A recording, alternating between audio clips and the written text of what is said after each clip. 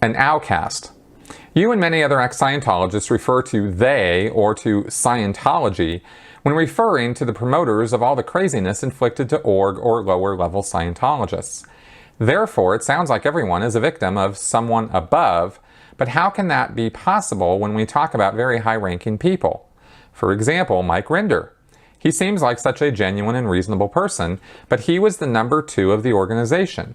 He had been for decades the closest person to Miscavige. How is it possible that Rinder opened his eyes on Scientology after so many years spent on the top of the top? Wasn't he the master of puppets? Wasn't he Scientology more than anyone else but one? Don't you believe that the leaders of a money-making scam organization ruining people's lives cannot be nothing but very mean and dishonest people?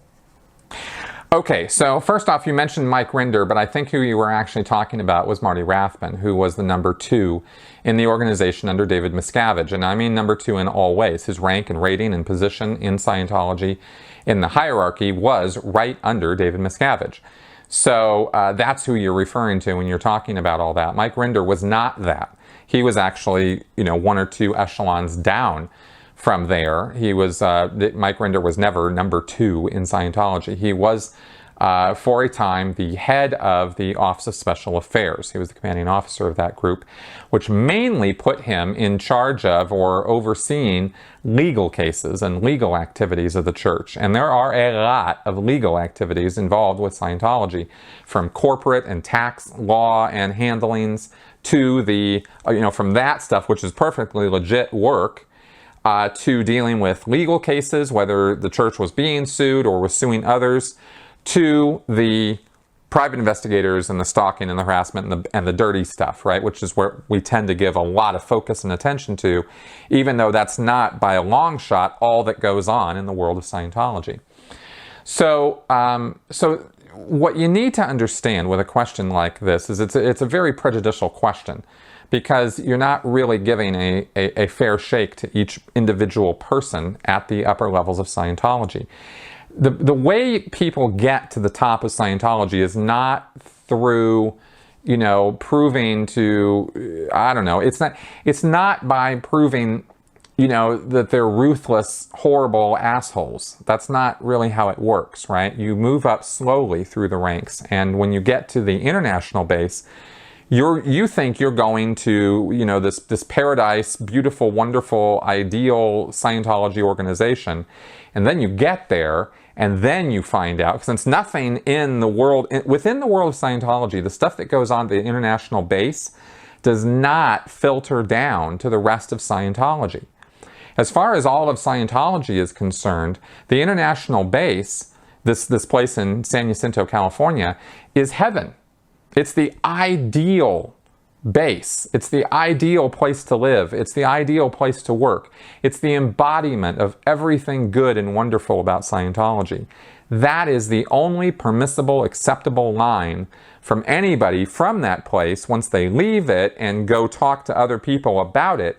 If they say anything but that, they are in so much trouble they could be declared just like that. So you don't have people coming out of the international base telling other people how bad it is there, okay?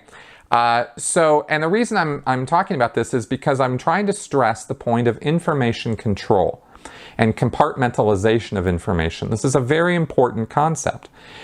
There are levels to this, okay? You right now know more about what goes on in the world of Scientology just by watching my channel, just by watching Leah, just by reading Going Clear. You know more than any Scientologist anywhere at any level short of David Miscavige. Because even at the very, very top, even within David Miscavige's inner circle, there is information control and compartmentalization. David Miscavige does not just hand over the reins of power or information to anyone else. So he's always got scheme going on within scheme and things, operations going on that nobody knows about, even people who should know about it. Because as gone over many times, David Miscavige is the guy who has kicked everybody off of their jobs, stuck them in the hole, or stuck them in, this constant, they are declared suppressive people and they're never good enough and they're never, strong enough, and gosh darn it, David Miscavige hates them.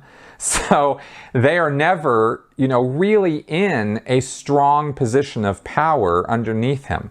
That's how far it's devolved. It used, back in the 80s, people had jobs. There was Guillaume Lessev, David, Ray Midoff, Mike Rinder, Marty Rathbun, all these guys, right, who had a post. They were doing their job, and gradually through the 90s and through the 2000s, David Miscavige has ripped all of that to shreds. So he's the only one really calling any of the important shots, really the only one who's getting any benefit from all of the money and power that he's accumulated at the top of the heap, right? And everybody below him is dirt. So Mike Rinder, most of Mike Rinder's time, for example, since you singled him out in your question, most of his time in the Sea Org and especially under David Miscavige was pretty hellacious. It was not a good time. It was not a lot of fun. And it only got worse as the years went on. Okay, as more and more power and responsibility was stripped away from him, as he was put into the hole in the early 2000s and treated like utter, like just total dog crap.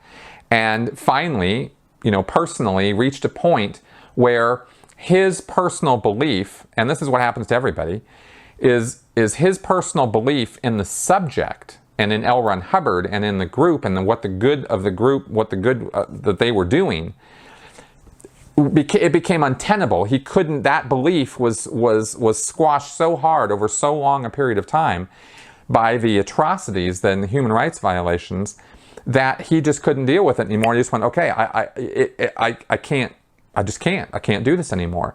All of us who left reached that breaking point through some means, usually when it got fairly personal for us.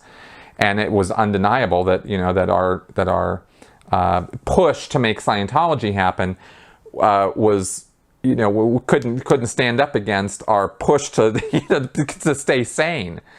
So anyway, I hope I'm kind of painting an accurate and understandable picture here that no one has it good at the top of Scientology, and that also, I didn't say this strongly enough.